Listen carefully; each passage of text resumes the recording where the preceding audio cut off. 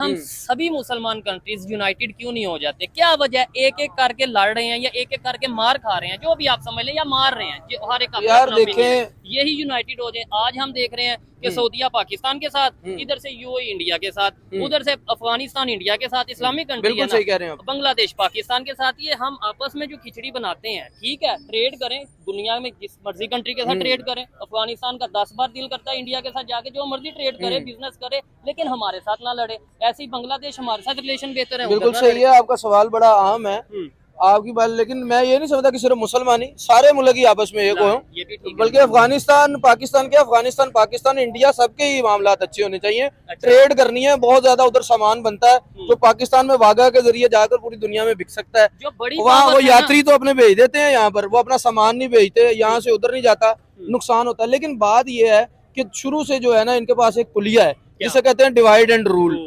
Colonial जो निजाम है उसमें यही होता है कि आप इनको बांट दो, इनको लड़ा दो कि यार भट्ट, ख्वाजा, तारड़, ये सारे अलग अलग होते हैं। लड़ते देखते हैं बिल्कुल कि ऐसा। छोटे कंट्रीज, चाहे हम पाकिस्तान की बात करें चाहे इंडिया की बात करें, अब इंडिया वाले कहेंगे नहीं जी हम छोटे नहीं, हम तो दुनिया की सबसे बड़ी इकानमी है, लेकिन टेक्निकली देखा जाए वो भी डेवलपिंग कंट्रीज हैं, हम भी डेवलपिंग कंट्री में आते हैं। जो डेवलप कंट्रीज हैं, जो सुपर पावर की दौड़ में है, वो अपने घर या अपने सर जंग नहीं लगाते, वो दूसरों के सर करके लड़ते हैं। देखिए, अक्लमंदी भी ये नहीं है कि अपने घर में जंग, लेकिन अक्लमंदी ये भी नहीं है कि किसी के घर जंग।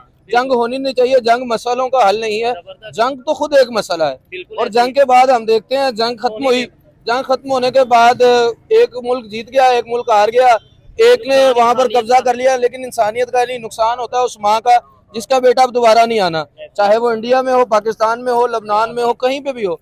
नुकसान होता है उस खातून का जिसका महबूब अब दोबारा लौट कर नहीं आएगा, उस बच्चे का जिसका बाप अब नहीं आएगा।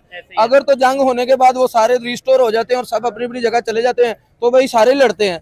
अगर नहीं होता तो यार ये एक छोटी सी जिंदगी है जो अब शायद 50 साल, 60 साल, 70 साल, बहुत ज्यादा किसी की होगी तो 80-90 होगी, इससे ज्यादा जिंदगी नहीं है। तो इतनी